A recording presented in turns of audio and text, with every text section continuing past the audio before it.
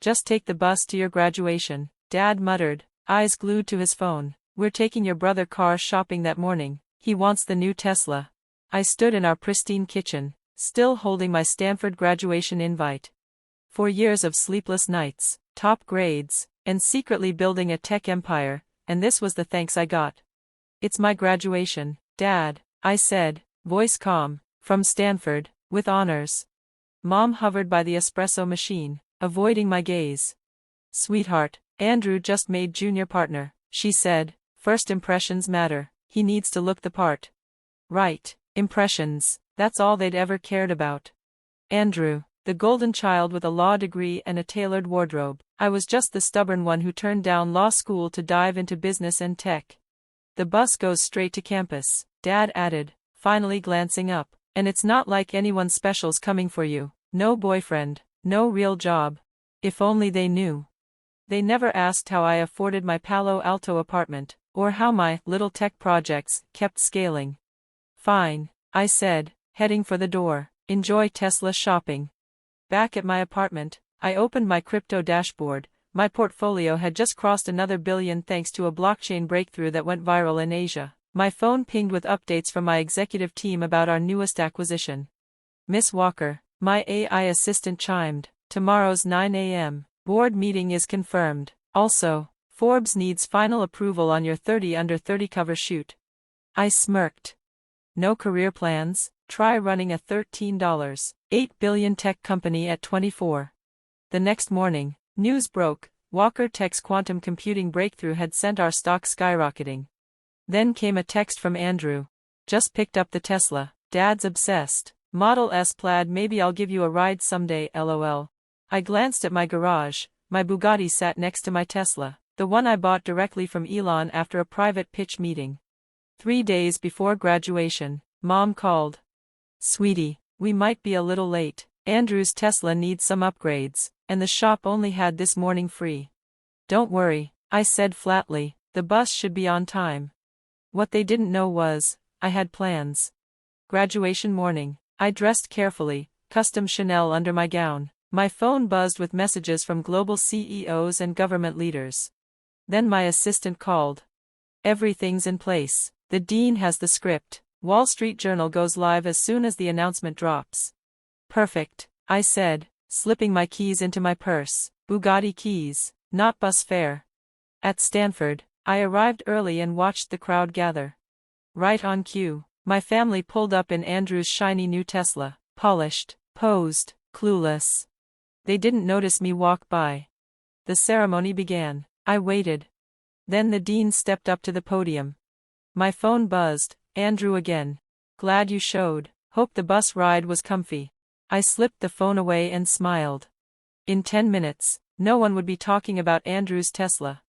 They'd be talking about me. The graduation ceremony unfolded with all its usual pomp. I sat quietly among the rows of graduates, watching the crowd. There they were, my family. Dad was scrolling his phone. Mom clutched the ceremony program, half listening while admiring Andrew's new Tesla key fob. And Andrew? He was already taking selfies with his car glinting in the background. Then the moment arrived. Before we begin conferring degrees, the dean's voice echoed through the auditorium. We'd like to honor one exceptional graduate. I felt my pulse quicken. This year, we celebrate the youngest self-made billionaire in tech history. At just 24, she's transformed quantum computing, blockchain infrastructure, and artificial intelligence. Her innovations employ over 20,000 people worldwide and have reshaped the future of technology. Whispers swept through the crowd. I saw Dad finally glance up from his phone, confusion etched on his face. Please join me in recognizing Olivia Walker, founder and CEO of Walker Tech Enterprises. As of this morning, her net worth surpassed $13.8 billion following her company's quantum breakthrough. The auditorium erupted. I stood. Mom dropped her program. Andrew stared, slack-jawed. The Tesla keys sat forgotten in his lap. And Dad, he looked like he'd just seen a ghost. And there's more, the dean added, his voice warm. Miss Walker has also become the largest private donor in Stanford's history, contributing $2 billion to our research and innovation departments. The applause surged, cameras flashed. Photos of my career lit up the massive screens, my companies, my awards, the tech headlines they'd never cared to read. This was everything they'd dismissed as little projects. And now, the dean said, turning to me, Miss Walker would like to say a few words. I stepped onto the stage, removed my graduation robe, and stood tall in a tailored Chanel suit. The crowd fell silent.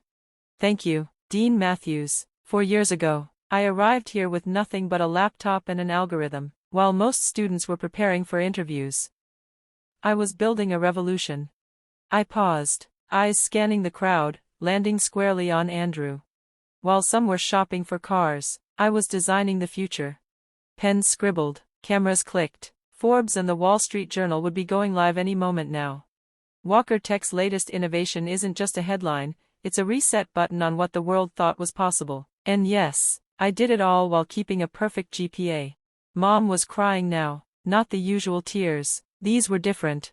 Dad just stared, silent, still, doing the mental math of how many Teslas fit into $13.8 billion. I looked out across the audience. To those who believe success only looks one way, who judge value by job titles or luxury badges, I offer this: sometimes, the ones who seem quietest are building the loudest legacy. I lifted my phone, projecting Walker Tech's soaring stock price onto the screens. The numbers said everything. And Dad, I said with a smile, I did take the bus sometimes, not because I had to, but because while you were focused on who drove what, I was building what drives the future. The applause roared. In the crowd, I saw tech CEOs nodding, mentors smiling, my team beaming with pride. They knew the truth all along. As I returned to my seat, my phone buzzed. Your Bugatti is out front, Miss Walker, the Wall Street Journal article just dropped. Perfect timing. After the ceremony, I posed beside my Bugatti, its crystal white body gleaming under the California sun, while the press snapped photos of Stanford's youngest billionaire. Andrew's Tesla didn't look quite so impressive anymore. They walked toward me slowly, like people emerging from a fog. Mom's makeup was streaked with tears, Dad's confident stride had vanished, and Andrew, he looked like someone had just realized Santa Claus, and his superiority, weren't real. Olivia, Mom's voice cracked. How? When? 4 years, I said, handing my Bugatti keys to the valet without looking back, while you were all busy tracking Andrew's legal career.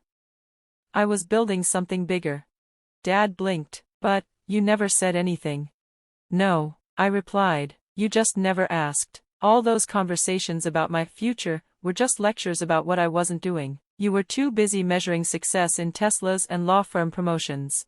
Andrew stepped forward, his grip tightening around his new car keys. His voice shook. This can't be real. You're my little sister. You're a billionaire. I finished. CEO of 5 companies, founder of the world's most advanced quantum computing platform. Yes, I am. And I did it while you were mocking me for taking the bus.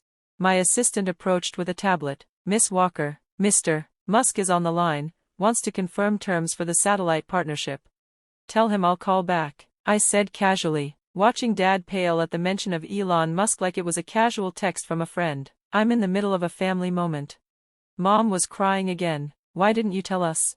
Would you have listened? I asked softly. When I told you about my first company, you told me to focus on finding a husband. When I mentioned AI and blockchain, Dad told me to get a real job, like Andrew. My phone buzzed. Another stock alert. Walker Tech was up 12%. I didn't do it for recognition, I said. I did it to show that real success doesn't need noise. It just needs vision and work. While you were busy with appearances, I was busy with innovation. Dad took a step closer, his voice quieter than I'd ever heard. We were wrong.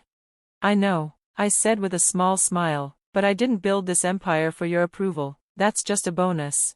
Andrew hadn't said a word. He was still staring at my Bugatti like it had spoken Latin. All those times I offered you rides, he mumbled. I had a driver, I said, shrugging, and this car, and the McLaren over there, and 3 more across town, but watching you all think I couldn't afford a bus pass, that was educational. Just then, a group of executives approached, heads of companies, VCs, and mentors I'd worked with in secret. My phone buzzed non-stop, articles trending, partnerships inbound, Forbes requesting one more interview. I have meetings, I told my family, But dinner tonight. My jet's picking up Grammy. She was my first investor.